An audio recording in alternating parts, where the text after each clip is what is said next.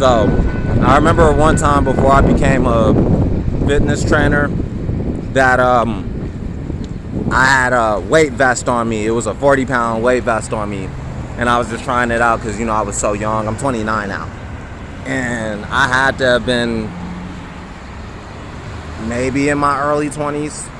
And one time the train was moving really slow enough for me to climb up on the bars and climb that motherfucker while I had a weight vest on, a 40-pound.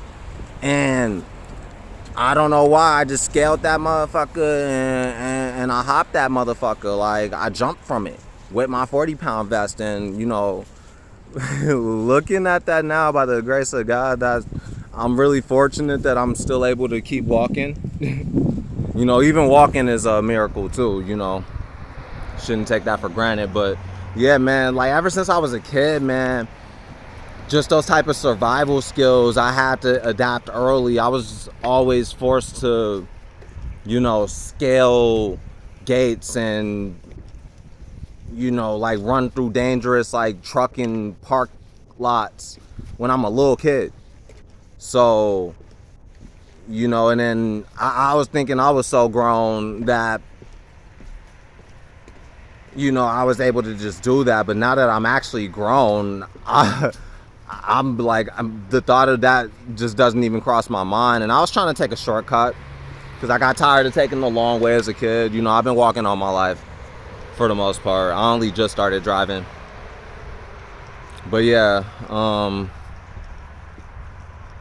it's really like an epiphany.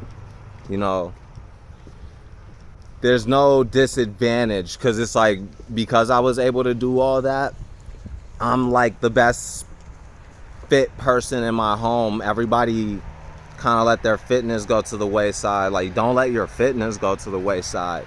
And I'm not saying you have to necessarily do extreme stuff like that. Like, I just like to remember my feats, to remember my commitment to fitness. And being in shape, that helps your long term. Even if you don't necessarily have the money to support a certain lifestyle, minimalistically you're still gonna have to give your all to your minimalistic stuff. So just even your bare minimum, you have to commit to your bare minimum before you try to go for abundance and excess.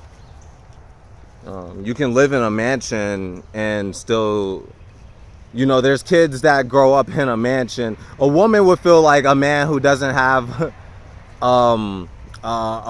his own home, for instance, is not going to logically care for his child. Wrong. A caring man who has the basic, just basic shelter, still has to create a hospitable and peaceful living space.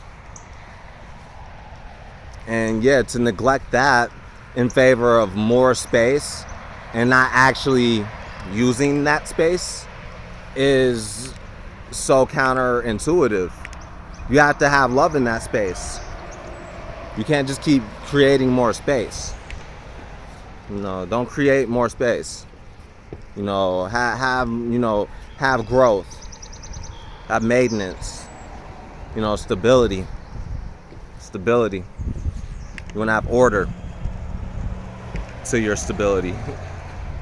I think why it took me 13 years to finally get good at guitar, even though I wasn't a prodigy, was because I had no structure. Now guitar is just scales, notes, chords.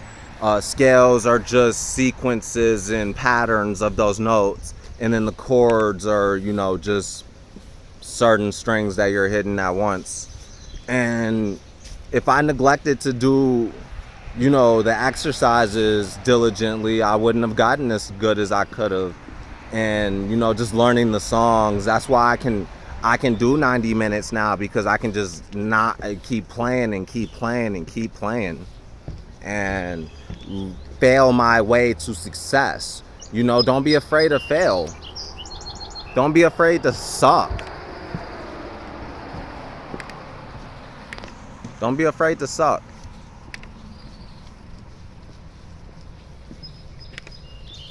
Yeah, you need to, like, and be proud that you're like, get regular with it.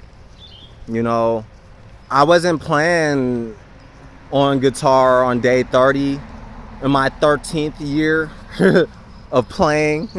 My 13 years of playing, I finally got good at it. You'll have your YouTube videos. I'll tell people that, oh, it took me 10 years to learn this. You need 10 years to learn guitar. That's the bare minimum.